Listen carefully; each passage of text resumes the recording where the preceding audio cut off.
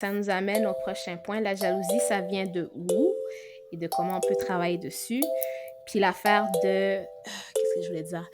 L'affaire de quand tu disais que je lui en ai parlé. Oui, se connaître, oui.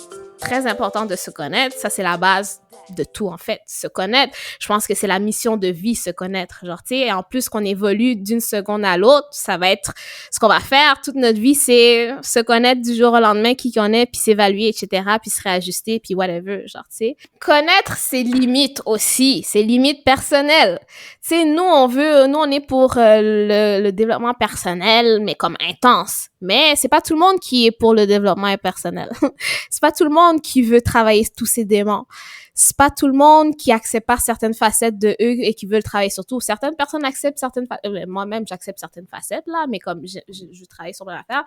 Mais c'est important aussi de se connaître, de connaître c'est quoi qui nous trigger, c'est quoi qui réveille en nous certaines choses et de se connaître assez pour savoir si on se détruit en allant vers ces choses-là versus si ça va nous aider d'aller vers ces choses-là. Genre, tu sais.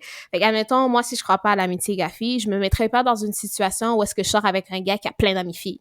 Déjà là, déjà là, je sais que c'est pas ce que je veux dire là avec. Je dis pas que si la personne a plein de caractéristiques qui m'intéressent, que genre, je vais couper mon blessing puis que je vais dire non. Mais genre, en général, comme je vais éviter des types de situations où est-ce que ça ne me parle pas du tout et que je sais que ça va venir réveiller quelque chose en moi ou ça va pas vraiment rejoindre mes valeurs aussi. Parce que aussi, il faut respecter qu'on a des valeurs et que c'est pas tout le monde qui a les mêmes valeurs que nous. Puis si une valeur est super importante pour nous, faut pas choisir quelqu'un que cette valeur-là, il la considère pas. Tu sais?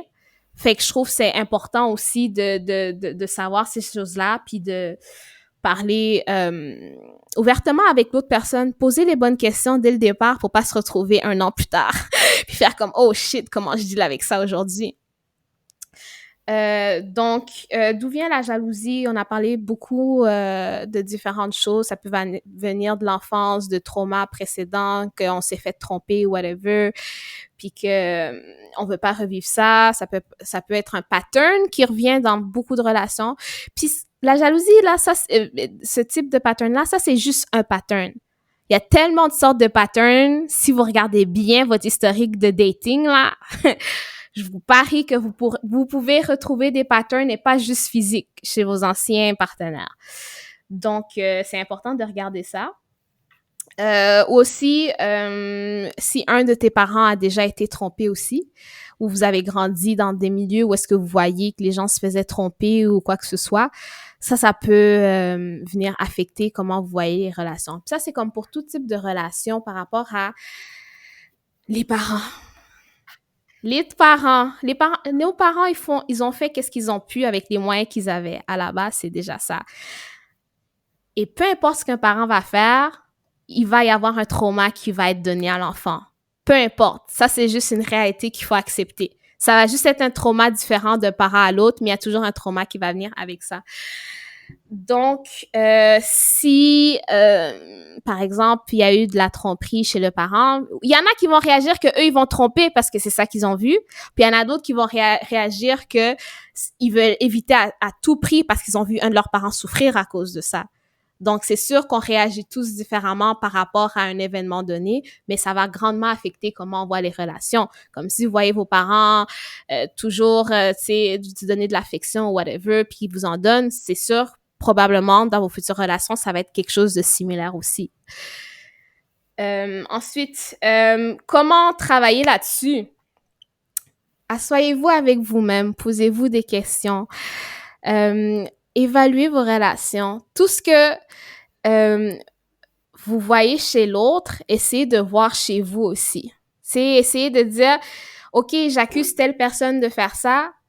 Est-ce que moi aussi je le fais? Des fois, vous allez vous rendre compte que, il y a des choses que vous reprochez à l'autre, mais que vous faites aussi. Puis des fois, là, c'est dur à accepter. Des fois, c'est dur à accepter. Ça m'est déjà arrivé aussi, puis ça m'arrive encore des fois. Regardez votre estime personnelle aussi. Est-ce qu'il est élevé? Est-ce qu'il est bas? C'est quoi vos discussions internes? Est-ce que vous êtes souvent en train de vous critiquer? C'est qui la voix dans votre tête? Souvent, nos voix internes, ça va être nos voix de nos parents. Et ça va être leur voix quand on grandissait. Donc, si tu avais un parent qui souvent te critiquait, te faisait douter de toi, puis disait que tu n'étais pas assez bon, souvent la voix interne que tu vas avoir, ça va être ça, par exemple. Donc, vérifiez c'est quoi le discours interne que vous avez, c'est la voix de qui, allez vérifier ça. Tout ce qu'on vous dit, ça va pas être facile à travailler, ça c'est sûr. Donc, assurez-vous d'avoir un bon système de support autour de vous aussi. N'hésitez pas à consulter des professionnels. Je sais que c'est tabou des fois, là. Que ce soit un coach de vie, que ce soit un psychothérapeute, un thérapeute, peu importe ce que vous voulez. Tu sais, oui, c'est le fun d'avoir des amis, des confidents, un parent, un frère, une sœur, mais c'est aussi le fun d'avoir un professionnel qui sait de quoi il parle, puis qui peut te donner des outils aussi et des pistes de réflexion pour pouvoir aller guérir ça. Parce que des fois, les gens vont travailler ça en surface, puis ils vont penser que c'est travaillé, mais dès qu'une situation un peu trop familière apparaît, ça va kick up, genre, tu sais, puis ça va tout ressortir. Pour aller voir un professionnel, je veux juste comme rebondir dessus, c'est au même titre que quand vous vous cassez une jambe, c'est vraiment nice d'avoir un bon support, puis que votre famille soit là pour vous écouter, Mhm, et puis parce que ça fait du mal, c'est souffrant d'avoir une jambe cassée, mhm, c'est long, ça prend du temps, et pourtant vous allez voir un professionnel pour accélérer tout simplement parce que vous savez peut-être pas comment réparer cette jambe. Pourtant le travail c'est vous qui le faites, c'est pas le professionnel qui fait pousser l'os, c'est mhm, vous. C'est la même chose pour votre mental, c'est la même chose pour votre santé mentale, pour votre esprit. Aller voir un professionnel, c'est pas lui qui va faire le travail, c'est vous. Mais c'est la même chose. S'il faut mettre des plâtres, s'il faut guérir, c'est vous qui faites. C'est les cellules de votre corps, c'est les cellules de votre âme qui va faire le travail. mhm, Mais perdez pas de temps parce que c'est long. Ça prend le temps qu'il faut, mais ça devrait. En fait, le monde se portera que mieux quand ça va être une normalité que d'aller consulter mhm, un psychiatre. Erika, t'en as mentionné plusieurs, mais il y en a tellement. Il y a des hypnothérapeutes. mhm, Les gens, on pense thérapie, ils pensent s'allonger puis parler 20 ans de pendant 6 ans de leur vie. Il n'y a pas que ça, il n'y a pas que ça. Faites vos recherches de toute façon. Quand l'élève est prêt, le maître arrive. Donc, soyez curieux. Exactement au même titre qu'il n'y a pas qu'un seul médecin. Physique, vous allez peut-être besoin peut-être de relaxation musculaire, vous avez peut-être besoin d'un plâtre, vous avez peut-être besoin de lunettes, c'est pas la même chose, mais vous, écoutez-vous. mhm. Si vous êtes prêt vraiment à sortir de ça, vous allez attirer la bonne personne, il y a aucun problème. Mais oui, aller voir un professionnel, c'est clairement important. Et oui, ça peut financièrement être coûteux, mais vraiment, voyez ça comme un investissement. C'est un des meilleurs investissements, si ce n'est pas le meilleur investissement que vous allez pouvoir faire dans votre vie.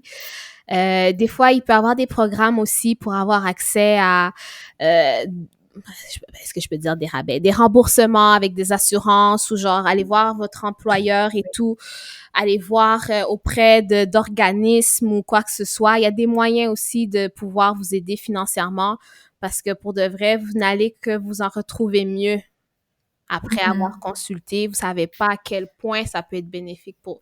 Pas ça peut, ça va être bénéfique pour vous.